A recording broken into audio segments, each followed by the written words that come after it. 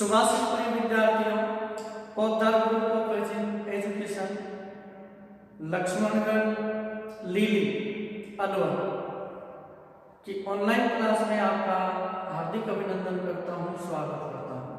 प्यारे विद्यार्थियों, आज हम देखते हैं आज जो वीडियो लेकर आपके सामने प्रस्तुत हुए हैं वह वीडियो बीएड तृतीय वर्ष के छात्र छात्राओं के लिए है, हिंदी साहित्य विद्यार्थियों के लिए है। हिंदी साहित्य के अंतर्गत आपकी जो पुस्तक है आधुनिक काव्य श्रृंखला, उसमें संकलित मैथिली शरण गुप्त जो हमारे राष्ट्रीय कवि हैं, हिंदी साहित्य के हमारे राष्ट्रीय कवि हिंदी साहित्य के बहुत ही मूर्धन्य कवि हैं, उनका खंड काव्य यशोधरा के 2 गीत संकलित हैं, यानी यशोधरा के कुछ काव्यांश संकलित हैं, उनको हम लेकर आए हैं। इससे पहले जो वीडियो बनाया था उसमें यशोधरा का प्रथम जो रचना थी, जो आपकी पाठ्य पुस्तक में संकलित है, उसका वीडियो बना चुके और उसको अपलोड भी कर चुके। अब उसका जो द्वितीय भाग है, इस गीत का द्वितीय भाग, ये द्वितीय भाग है, उसको लेकर आए हैं। रेमन आज परीक्षा थे, रेमन आज परीक्षा थे। हम जानते हैं विद्यार्थियों कि ये जो विषय वस्तु है यशोधरा में, वो सिद्धार्थ नाम के एक राजा की है, जो कपिलवस्तु के राजा हैं। उनकी पत्नी का नाम यशोधरा है, उनके पुत्र का नाम राहुल है। कल गत वीडियो में हमने यही बताया था, उनका परिचय दिया था, और परिचय के बाद फिर वो रचना पढ़ी थी, उसका भाव समझा था, उसको समझा था। अब देखिए, कल की रचना जो हमने छोड़ी थी वो यही तक थी कि सखी वो मुझसे कहकर जाते हैं, सखी वो मुझसे कहकर जाते हैं, है ना, ये वाली रचना थी। और यहाँ तक उस रचना का अंतिम जो स्पर्श ये था कि गए लौट भी वे आवेंगे, कुछ अपूर्व अनुपम लावेंगे, रोते प्राण उन्हें पावेंगे, परिया गाते गाते सखी वो मुझसे कहकर जाते। हे सखी, वो अपने सिद्धियों के लिए, ज्ञान के लिए चले जाते, लेकिन वो एक बार मुझसे कहकर जाते, है ना। ये यशोधरा के मन में एक आत्मग्लानि होती है, पश्चाताप होता है। लेकिन उससे अगले जो दृश्य में आज हम देखेंगे इस वीडियो में कि जब कपिलवस्तु के राजा सिद्धार्थ वापिस लौट कर आते हैं, तो सिद्धार्थ ने गौतम बुद्ध बनकर आते हैं, कैवल्य प्राप्त करके आते हैं, ज्ञान प्राप्त करके आते हैं। आज वो अपने नगर में प्रवेश कर रहे हैं। इस सूचना से पूरे नगरवासियों में हर्षोल्लास का वातावरण है, पूरे खुशियां मना रहे हैं, नगाड़े बज रहे हैं, उनके स्वागत के लिए पूरी नगरी को सजाया जा रहा है। जब ये सूचना यशोधरा को मिली तो यशोधरा के मन में बड़ी प्रसन्नता हुई, और आज जो जिस प्रकार मछली को जल में से निकाल दिया जाता है और फिर उसे जल प्राप्त हो जाता है, उसको जीवन मिल जाता है, प्राण मिल जाता है, उसी प्रकार एक तड़पती हुई मछली को फिर से प्राण मिल गए, उसको जीवन मिल गया। वो मन ही मन में अत्यंत प्रसन्न है। लेकिन उसके सामने उसके मन में एक बात उभरती है कि मैं वो गए तो मुझसे पूछ कर नहीं गए थे, तो मैं अब उनका स्वागत क्यों करूं, मैं उनसे स्वयं जाकर क्यों मिलूं। वही आए मुझसे मिलने के लिए, वही मुझसे मिलने के लिए आए। वो अपने स्वाभिमान के लिए लड़ती है, क्योंकि भारतीय नारियों में स्वाभिमान सबसे बड़ा होता है। अपने स्वाभिमान के लिए तटस्थ रहती है, और वो परीक्षा देती है। आज परीक्षा लेती है वो अपने मन की, अपने चित्त की, कि हे मन, आज मैं तेरी परीक्षा लेती हूँ। उस दिन से तो तू खामोश था, नियंत्रित था, क्योंकि प्रियतम पास हो गए थे, इसलिए सब्र कर रखा था। लेकिन आज प्रियतम आ रहे हैं, तो आज हे मन तेरी परीक्षा ले रही हूँ मैं कि तू कितना तटस्थ रह पाता है। और वो मेरे प्रियतम क्या मुझसे मिलने के लिए यहीं पर आते हैं। इस बात को वो देखती है यशोधरा। तो ये जो रचना है रेमन आज परीक्षा लेगी, तो इसमें यशोधरा अपने मन की परीक्षा ले रही है, अपने चित्त की परीक्षा ले रही है। वो कितना नियंत्रण, कितना दृढ़ है, कितना आत्मविश्वास है। तो ये देखिए, शुरू करते हैं। रेमन आज परीक्षा तेरी, विनती करती हूँ मैं तुझसे, बात न बिगड़े मेरी, रे मन आज परीक्षा तेरी। अब तक जो तेरा निग्रह था, बस अभाव के कारण वह था, लोभ न था जब लाभ न यह था, सुन अब स्वागत भेरी, रे मन आज परीक्षा तेरी।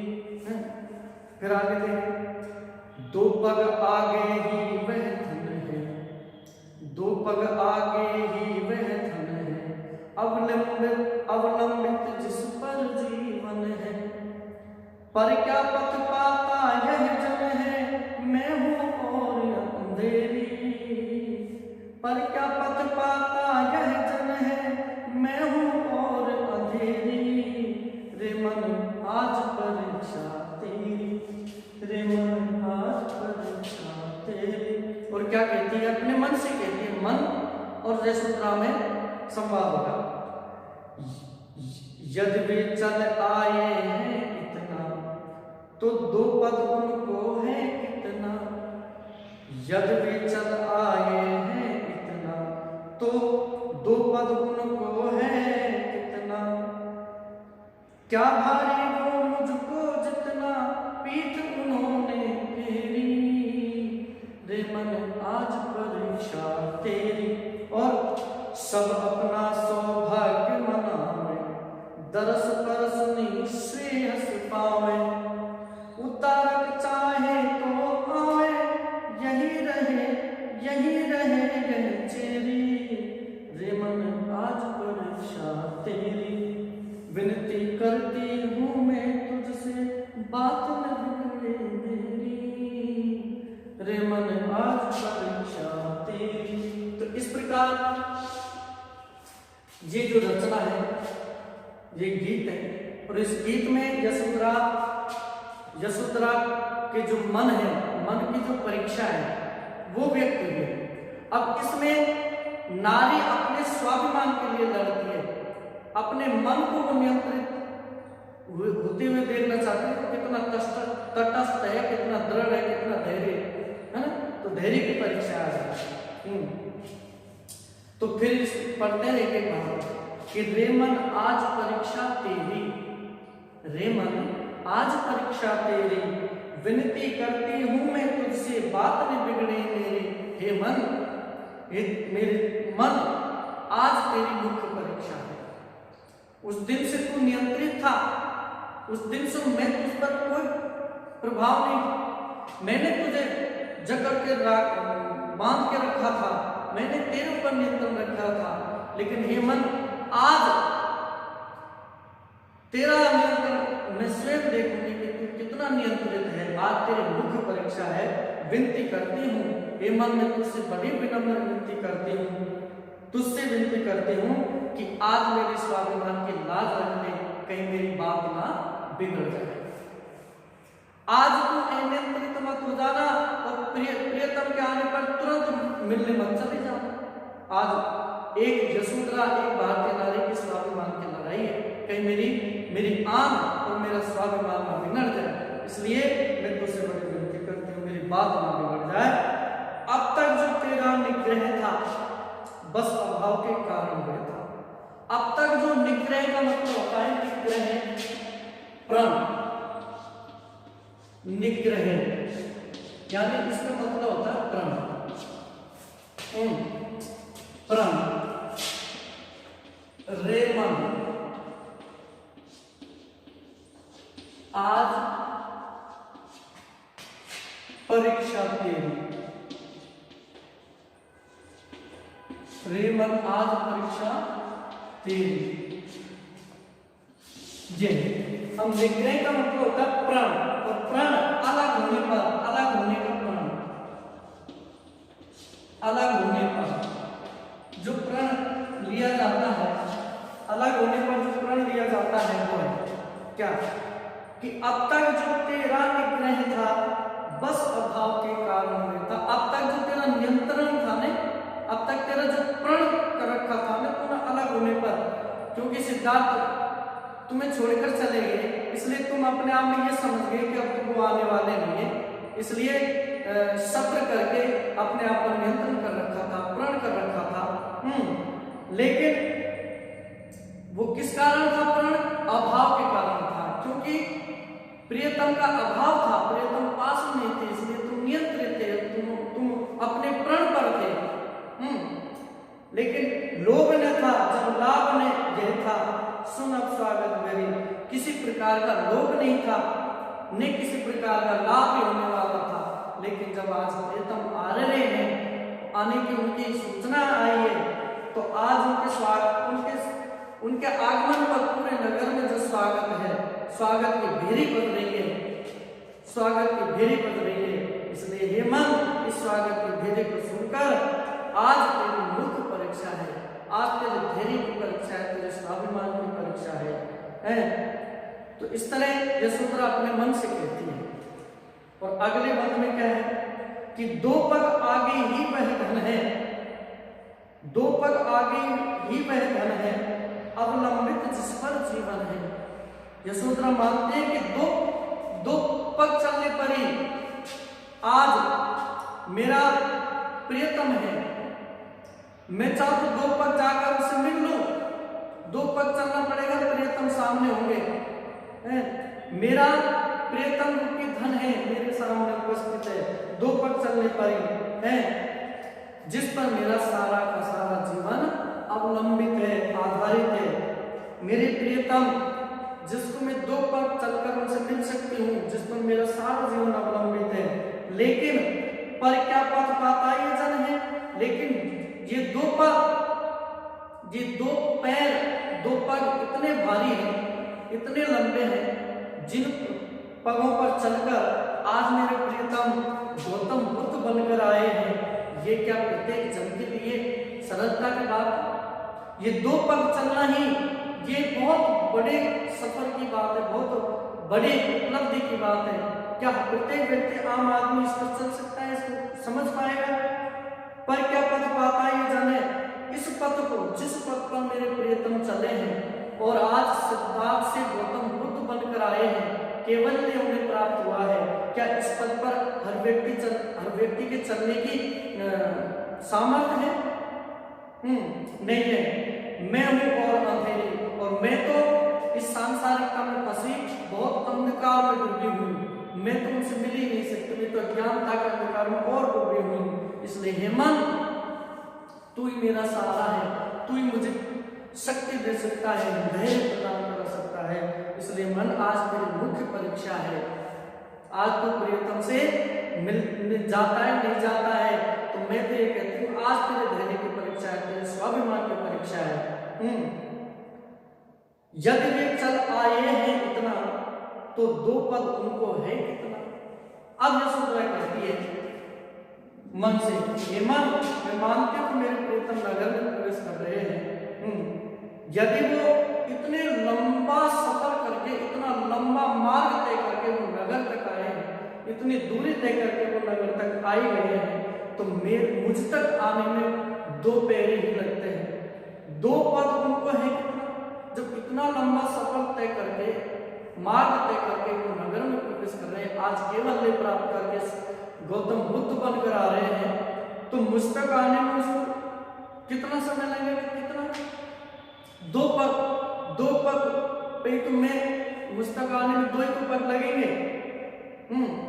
दो पद लगने पर ही वो मेरे तक आ सकते हैं, लेकिन क्या भारी है मुझको जितना। वो आज मैं अपने स्वाभिमान के कारण, क्योंकि वो मुझे बिना पूछकर चले गए, है ना, तो आज मैं क्यों आगे से चलकर उनसे जाकर मिलूं? मेरा भी स्वाभिमान है, मेरा भी व्यक्तित्व है, वो अपने धैर्य की परीक्षा ये मन। इसलिए क्या भारी है, उनको मेरे तक आने के लिए दो पग की आवश्यकता है, लेकिन मुझे उन तक जाने के लिए दो पग बहुत भारी हैं, क्योंकि मैं अपने धैर्य और स्वाभिमान के कारण उनसे पहले मिलने नहीं जा सकते। लेकिन आज जब वो प्रवेश कर रहे हैं, आए हैं नगर में, तो मैं ये देखना चाहता हूँ हे मन कि आज वो मुझसे मिलने आते हैं, नहीं आते हैं। आज मेरे लिए उनके मन में सम्मान है कि नहीं, प्रेम है कि नहीं, है मेरे उद्धार, मुझे मेरा उद्धार करने के लिए मेरे तक आते कि नहीं आते, है ना। इसलिए उन्हें ही आना चाहिए, हमें उनके पास नहीं जा सकते। ये बात है। क्या भारी में मुझको जितना पीठ उन्होंने फेरी, जब वो पीठ फेर कर मुझसे गए हैं तो मुझसे पूछ कर नहीं गए, और जब आज आए तो मैं क्यों चला कर उनके पास जाऊं, उन्हें मेरे पास आना चाहिए। रे मन आज कर सकते थे, हे मन आज तेरी मुख्य परीक्षा है, आज तेरे स्वाभिमान की परीक्षा है, आज तेरे धैर्य की परीक्षा है। इस तरह और आगे, सब अपना सौभाग्य मनावे, दरस परस नहीं श्रेयस पावे, उद्धारक चाहे तो आवे, यही रहे ये चेरी, रे मन आज परीक्षा तेरी। अब अंतिम गीत के स्पर्श में बड़ी बात कही है यशोधरा ने, वो कहती है कि सब अपना सौभाग्य मनावे। आज पूरे नगरवासी अपना अपना सौभाग्य मना रहे हैं कि आज उनके भगवान गौतम बुद्ध आज भगवान बनकर कैवल्य प्राप्त करके आज उनको उनके दर्शन हो रहे हैं, अपने इष्ट के दर्शन हो रहे हैं, अपने देवता के दर्शन हो रहे हैं, अपने ईश्वर के दर्शन हो रहे हैं। आज गौतम बुद्ध के रूप में सिद्धार्थ के दर्शन करके सब अपना अपना सौभाग्य मना रहे हैं, दरस परस निश्चय उनके दर्शन कर रहे हैं, उन्हें स्पर्श करके अपने आप को भाग्यशाली बना रहे हैं, निश्रेय हंस पावे और उनका श्रेय प्राप्त कर रहे हैं।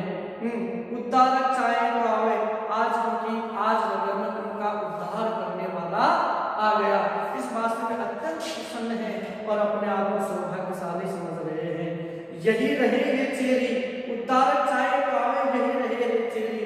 लेकिन यशोधरा अपने मन से कहने के हे मन, भलाई लोगों के लिए वो ईश्वर बन के आए हो, उनके उद्धार करने वाले हो और लोगों के लिए बड़े सौभाग्य की बात उनके दर्शन पा रहे हो, लेकिन अगर मेरा भी वो उद्धार करना चाहे, वो उद्धारक बनकर आए, तो मेरा भी अगर उद्धार करना चाहे इस संसार से, मुझे भी अगर वो समझते हैं, मुझे भी मेरा भी उद्धार करना चाहे, तो वो मेरे पास स्वयं चलकर आए, क्योंकि ये चेरी उनके पास आशीर्वाद लेने नहीं जाएगी, क्योंकि ये चेरी मानी दासी, चेरी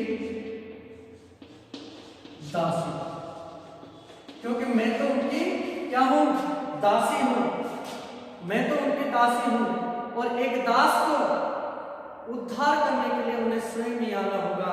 मैं तो यहीं पर रहूंगी, मैं उनका उद्धार पाने के लिए आशीर्वाद प्राप्त करने के लिए मैं स्वयं नहीं जा सकती, क्योंकि मेरा भी अपना स्वाभिमान है, मैं अपने धैर्य के साथ यहीं पर रहूंगी और मैं यही आशा करूंगी कि मेरा भी उद्धार करें।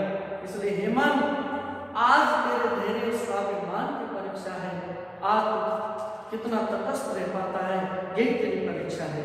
इसलिए हे मन, आज तेरी मुख्य परीक्षा है, तू इस परीक्षा में पास पाता है कि नहीं पाता है। कहने का तात्पर्य है कि यशोधरा अपने मन से अपने मन को मजबूत करना चाहती है, दृढ़ करना चाहती है ना, वो कमजोर नहीं बनना चाहती, और वो ये परीक्षा करना चाहते हैं कि हे मन, तू भटक मत जाना, भटक मत जाना, स्वयं उनसे जाकर नहीं मिलना, वो मुझसे बिना पूछे गए तो वो स्वयं मुझसे मिलने आएंगे, है ना। तो इस बात का स्वाभिमान, एक नारी का स्वाभिमान, एक नारी का धैर्य, है ना, एक नारी का जो चरित्र यहाँ निकल कर आता है इस गीत में, वो भारतीय नारी और भारतीय नारी का जो चरित्र इसमें स्पष्ट हुआ है, वो पूरे संसार को एक मतलब एक प्रेरणा प्रदान करता है, ठीक है ना। तो यहाँ यशोधरा अपने आप में भारतीय नारी का गौरव है, वो हार नहीं मानने वाली है, उसके अंदर धैर्य है, वो अपने मन को नियंत्रित करने वाली नारी है। तो प्यारे विद्यार्थियों, मैं समझता हूँ कि ये गीत आपके समझ में बिल्कुल आगे होगा। हमने इससे पहले इसका पठन किया था, शेषवत पठन किया था, उसके बाद इसके भावार्थ हमने देखे, भावार्थ अति सुंदर थे, है ना। तो इस तरह ये गीत आपको पसंद आ गया होगा। मैथिली संगणमित्र में यशोधरा खंड काव्य में कपिलवस्तु के राजा सिद्धार्थ की पूरी लगभग बहुत कुछ कहानी इसमें लिखी है, पद्य काव्य के रूप में। है ना। तो कुछ काव्यांश हमारे यहाँ दिया हुआ है। ये 2 रचनाएं आपके पाठ्य पुस्तक में संकलित है। दोनों रचनाओं का वीडियो हम आपके सामने प्रस्तुत कर चुके हैं और मुझे आशा है, विश्वास है कि आप पूरी तरह से इससे लाभान्वित होंगे और इसे निरंतर पढ़ेंगे और इसे हृदयंगम करेंगे। ठीक है प्यारे विद्यार्थियों, आज इतना ही। फिर अगली रचना लेकर, अगले पाठ्य सामग्री लेकर आपके बीच में फिर उपस्थित होंगे। नमस्कार।